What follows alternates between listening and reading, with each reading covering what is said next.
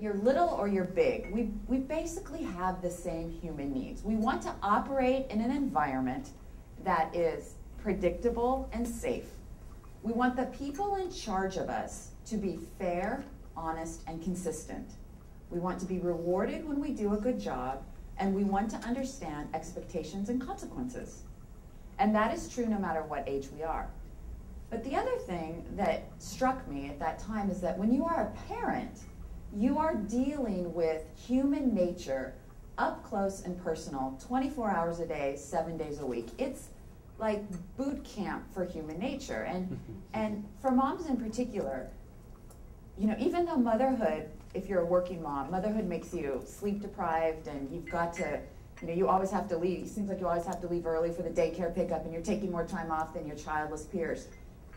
Motherhood actually provides certain skill sets that can really enhance your management style.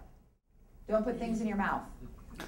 Spend your entire life telling your kids not to, from the moment they're babies to the time they're going off to college and you don't want them to smoke or drink. You're telling them, don't put things in your mouth. But what do you do when you can't get the aspirin jar open? Or what do you do when you go to hang a picture frame? What's the first thing you put in your mouth? A nail. What's the last thing you want your kid to put in their mouth? But your kids are watching you and listening to you, and they're imitating you, and so are your employees. My husband laughed at me because one day, when my oldest was 3, we walked outside, and she says, "Man, it's freaking cold out here." That one's on you.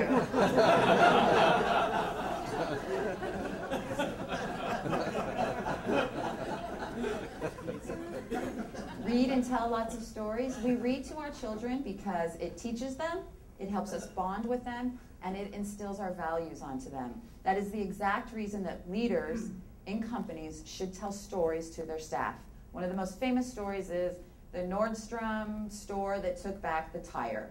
You know, we've all heard this, like, oh, Nordstrom doesn't even carry tires, and they took back the tire because they have such good customer service. Those are the kinds of stories you want to impart upon your employees because it teaches them through an interesting means what you want them to act like. We like where we're at, and change is difficult. Change is difficult whether it's big or whether it's small. It's human nature to kind of nestle into where you're at. So there's a few things you can remember about this that you can keep in mind when you are trying to manage your employees through the change process. The first thing to remember is you are further along in the process than they are. So when I sashay into my daughter's room and open up their drapes and say, "Wake up!"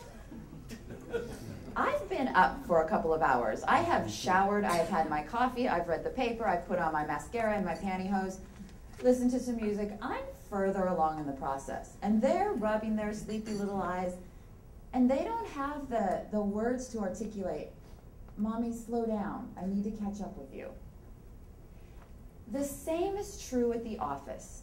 If you are the boss, you have most likely sat at the table where the decision was made to make the change. You have had time to process it.